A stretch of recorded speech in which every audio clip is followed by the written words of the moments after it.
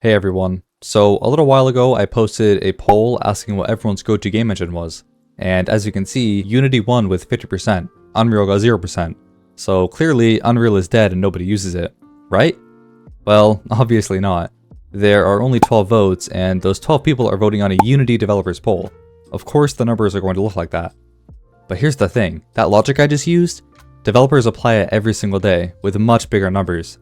And bigger numbers feel a lot harder to argue with. So today I just want to walk through some of the ways data in this industry can mislead you, even if the data is completely real and valid.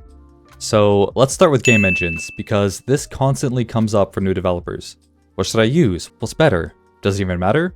Well, according to VG Insights, which analyzed over 13,000 Steam games from 2024, Unity was used in 51% of all new releases. Unreal was second at 28%, with Godot and GameMaker trailing behind. So Unity wins, right? Most games, most developers, clear choice. Well, not so fast. Now let's look at the revenue.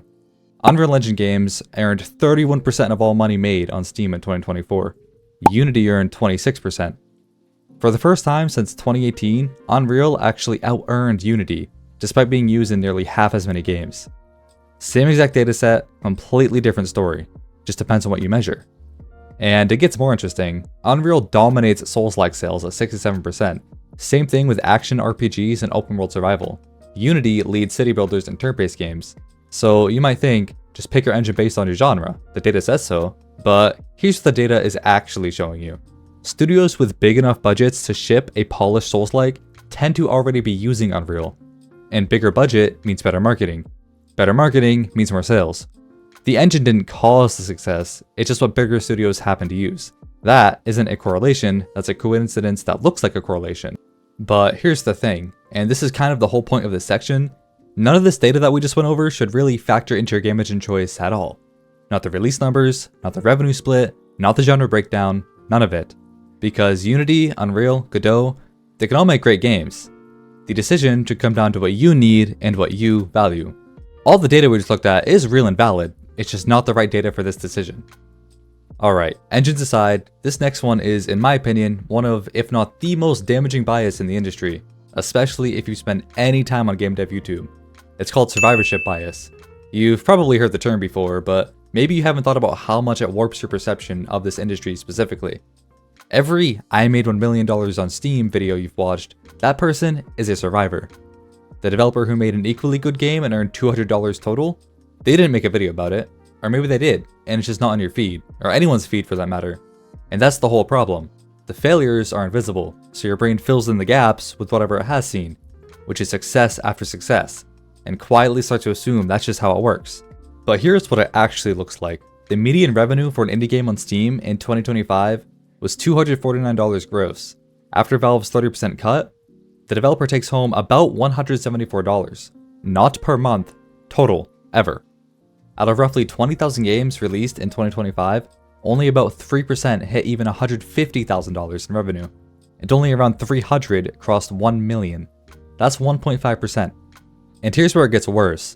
That 1.5% includes Black Myth Wukong, a game that grossed $1 billion in 2024 alone, more than every other indie release that year combined. It also includes Palworld, games backed by hundreds of people with marketing budgets most developers can't even imagine. VG Insights breaks the indie market into segments.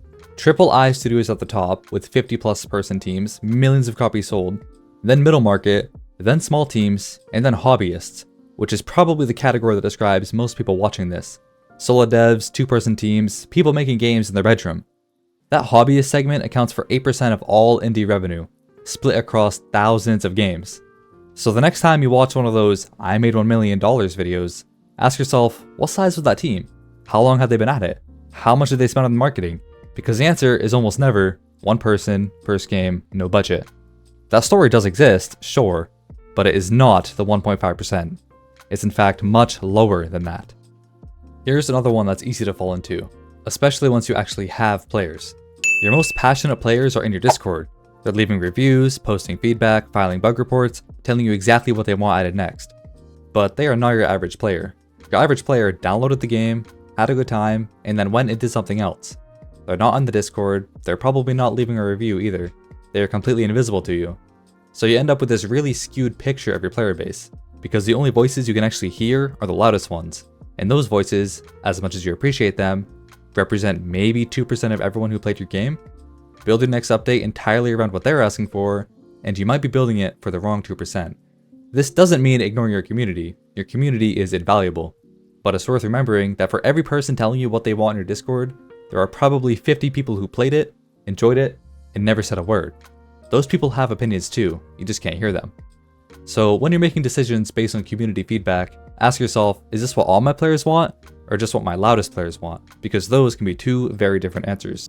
Next is recency bias. This one's a little different because the data here can't really be interpreted wrong, it's just old by the time you act on it. You know the story. A game blows up, everyone notices, and developers, reasonably, look at that and think, this genre is hot, I should make one. The problem is, game development takes time. A lot of it. And by the time your game ships, the market already has a dozen entries in that genre already, and the players who were hungry for it have already eaten. Now, this doesn't apply to everything. Some genres get hot and stay hot. Think co-op games or simulation games. These have had sustained demand for years and don't really show signs of going anywhere anytime soon. How to market a game actually tracks this year by year, and the top performing genres barely change between years. 9 out of the 10 top genres in 2025 were identical to the year before. So the nuance here isn't don't follow trends, it's understand whether you're looking at a spike or a wave. A spike is Vampire Survivors clones in 2022. A wave is co-op games, which have been growing for years and show no signs of stopping. One is data telling you to jump onto something, the other is data telling you something fundamental about what players want. Those are two very different signals. Alright, last one, and this one is just human nature. Confirmation bias / avoidance. You've just released a game, so you read the positive reviews first, because of course you do. You just shipped something and you want to know if people liked it, and they did, it feels great. Then you get to the negative ones, and they are uncomfortable, so you skim them.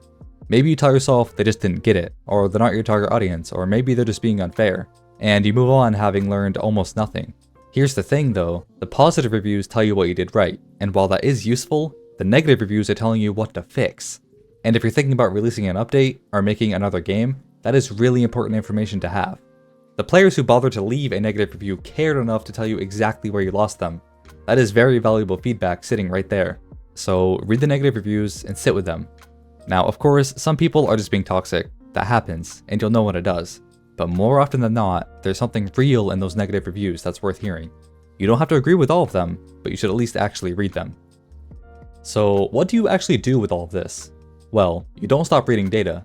Data is useful. Most of the sources I've shown today are ones that actually recommend taking a look at and bookmarking. VG Insights, How to Market a Game, Steam Developer Stats, all really good stuff that's worth reading. But before you act on any of it, ask 2 questions. Who collected this, and who's missing from it? My poll had 12 voters, all already following a Unity developer. If you look at Stack Overflow, they had a developer survey with nearly 90,000 respondents, and openly admits that it's biased towards their own community of engaged coders. Bigger sample, same problem. The data you see is always a slice of reality. The question is whether it's the right slice for the decision you're trying to make. Now, this video wasn't meant to scare you or put dirt on anyone collecting and sharing data. Honestly, most of it is good and certainly worth your time. It just depends on how you use it. So don't let a bad interpretation of data let you make poor decisions. You've got enough to worry about already. I've linked all my sources in the description if you want to dig deeper, and if you're into this kind of stuff, subscribe. It really means a lot. Thank you for watching.